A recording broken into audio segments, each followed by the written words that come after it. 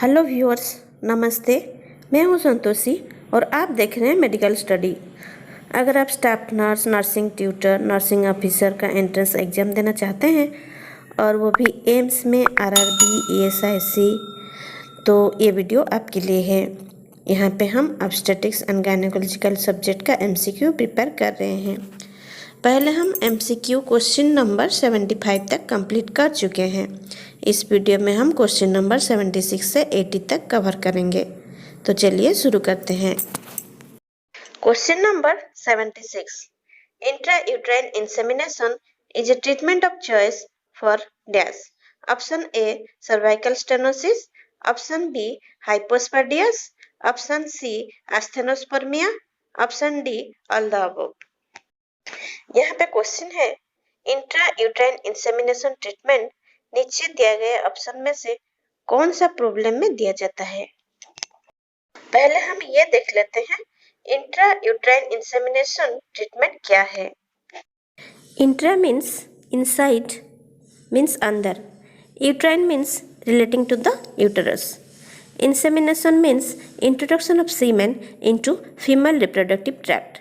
Uterus के अंदर semen with sperm को आर्टिफिशियली इंट्रोड्यूस करने को इंट्रायूट्राइन इंसेमिनेशन कहा जाता है।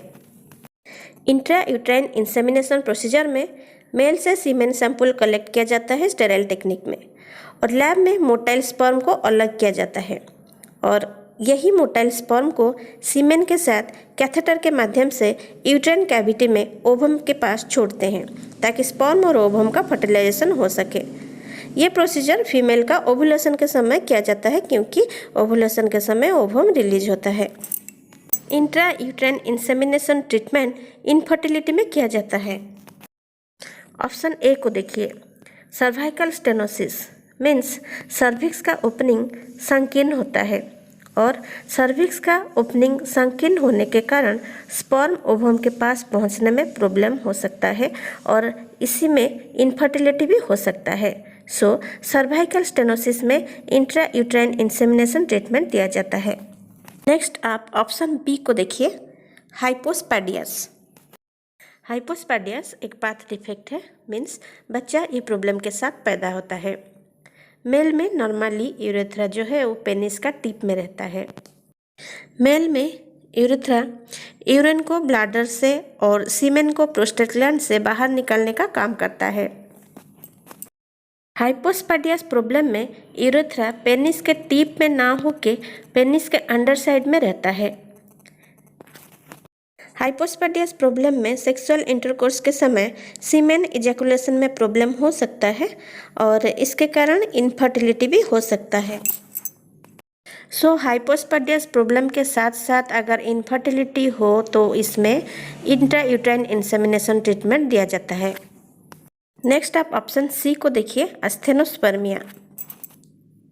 एस्थेनोस्पर्मिया एक कंडीशन है जिसमें मेल का स्पर्म मोटिलिटी कम होता है, और स्पर्म मोटिलिटी कम होने के कारण इनफर्टिलिटी भी हो सकता है। एस्थेनोस्पर्मिया कंडीशन में भी इंट्रायूट्राइन इंसेमिनेशन ट्रीटमेंट दिया जाता है। तो यहाँ पे राइट आंसर है option D, all the above. Question number 77, delayed menopause is dash. Option A, menopause fails to occur beyond 45 years of age. Option B, menopause fails to occur beyond 50 years of age. Option C, menopause fails to occur beyond 55 years of age. Option D, menopause fails to occur beyond 60 years of age. पहले हम देख लेते हैं menopause क्या है। महिलाओं में मासिक धर्म कंप्लीटली बंद होने को मेनोपॉज कहते हैं। यह एस्ट्रोजन और प्रोजेस्टेरोन हार्मोन के कारण होता है।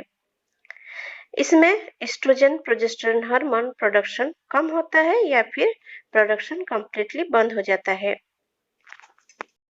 नेचुरली मेनोपॉज होता है 45 ईयर्स से लेकर 55 ईयर्स के बीच में।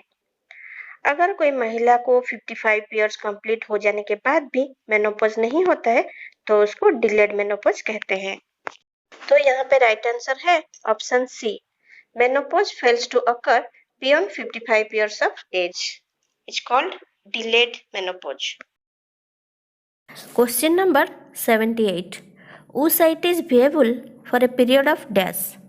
Option A 12 to 24 hours, option B 24 to 48 hours, option C 48 to 72 hours, option D up to 5 days. पहले हम देख लेते हैं oocyte क्या है। oocyte an immature egg cell है जो ओवरी से ओवुलेशन के समय रिलीज होता है। ओवरी से रिलीज होने के बाद oocyte 12 टू 24 आवर्स तक सर्वाइव करता है, मतलब जिंदा रहता है।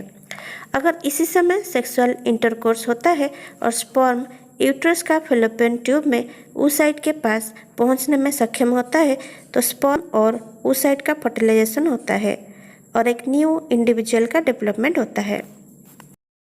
और अगर स्पर्म इसी समय नहीं पहुंचता है तो फर्टिलाइजेशन नहीं होता है और oocyte 12 से 24 आवर्स के बाद डिजेनरेट हो जाता है, मीन्स खराब हो जाता है।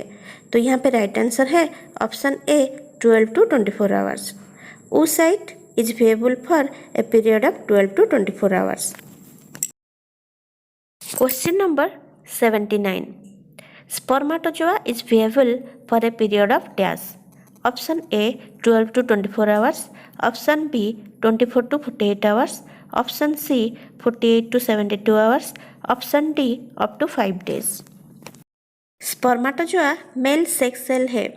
यह सेल फीमेल रिप्रोडक्टिव ट्रैक्ट को आने के बाद 48 आवर्स से 72 आवर्स तक सर्वाइव करता है। अगर इसी समय ओवरी से oocyte रिलीज होता है तो स्पर्म और oocyte का फर्टिलाइजेशन होता है और एक न्यू इंडिविजुअल का डेवलपमेंट होता है। तो यहाँ पे राइट आंसर है option C 48 to 72 hours.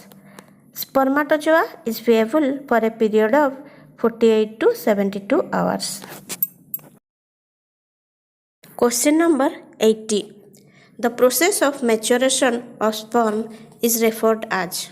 Option A spermatogenesis, option B oogenesis, option C orthogenesis, option D ovogenesis. यहाँ पे क्वेश्चन है स्पर्म जो प्रोसेस में मैच्योरेशन होता है उसे क्या कहते हैं।